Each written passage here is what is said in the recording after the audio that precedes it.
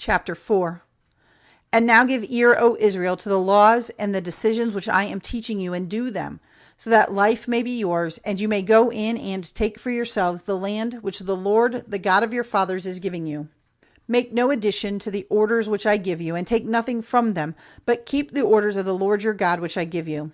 Your eyes have seen what the Lord did because of Baal-peor. For destruction came from the Lord on all those among you who went after Baal-peor. But you who kept faith with the Lord are living, every one of you, today. I have been teaching you laws and decisions, as I was ordered to do by the Lord my God, so that you might keep them in the land to which you are going, to take it for your heritage. So keep these laws and do them, for so will your wisdom and good sense be clear in the eyes of the peoples, who hearing all these laws will say, Truly, this great nation is a wise and far-seeing people. For what great nation has a God so near to them as the Lord our God is, whenever we are turned to him in prayer? And what great nation has laws and decisions so right as all the law which I put before you today? Only take care and keep watch on your soul, for fear that the things which your eyes have seen go from your memory and from your heart all the days of your life. But let the knowledge of them be given to your children and to your children's children. That day when you were waiting before the Lord your God in Horeb, and the Lord said to me, Make all the people come together, so that hearing my words they may go in fear of me all the days of their life on earth, and give this teaching to their children. And you came near, waiting at the foot of the mountain, and flames of fire went up from the mountain to the heart of heaven, with dark clouds, and all was black as night. And the voice of the Lord came to you out of the fire. The sound of his words came to your ears, but you saw no form. There was nothing but a voice. And he gave you his agreement with you, the 10 rules which you were to keep, which he put in writing on the 2 stones of the law. And the Lord gave me orders at that time to make clear to you these laws and decisions, so that you might do them in the land to which you were going, which is to be your heritage. So keep watching yourselves with care, for you saw no form of any sort on the day when the voice of the Lord came to you in Horeb out of the heart of the fire, so that you may not be turned to evil ways and make for yourselves an image in the form of any living thing, male or female, or any beast of the earth, or winged bird of the air, or of anything which goes flat on the earth, or any fish in the water under the earth. And when your eyes are lifted up to heaven, and you see the sun and the moon and the stars, all the army of heaven, do not let yourselves be moved to give them worship, or become the servants of what the Lord has given equally to all peoples under heaven. But the Lord has taken you out of the flaming fire, out of Egypt, to be to him the people of his heritage, as you are today.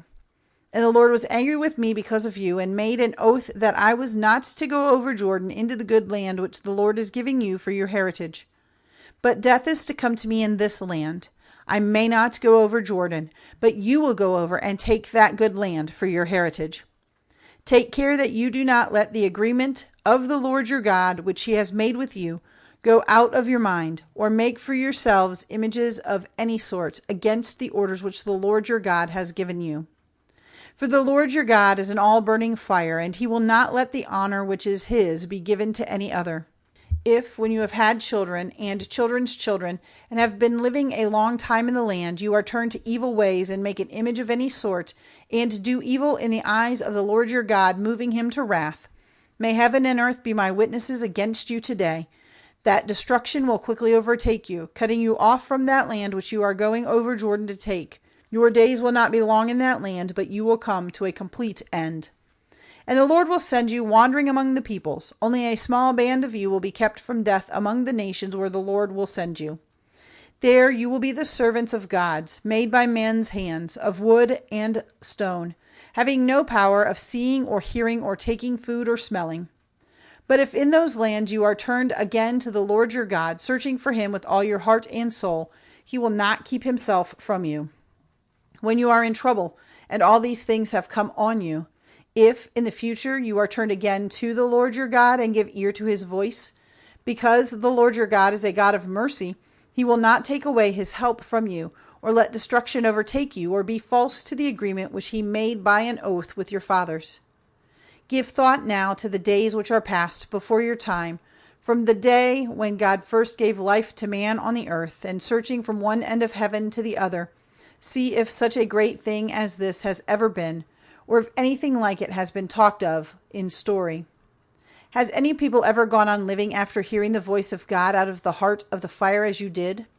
Has God ever before taken a nation for himself from out of another nation by punishments and signs and wonders, by war and by a strong hand and a stretched out arm and great acts of wonder and fear, as the Lord your God did for you in Egypt before your very eyes? All this he lets you see, so that you might be certain that the Lord is God and there is no other. Out of heaven itself his voice came to you, teaching you, and on earth he lets you see his great fire, and his words came to your ears out of the heart of the fire.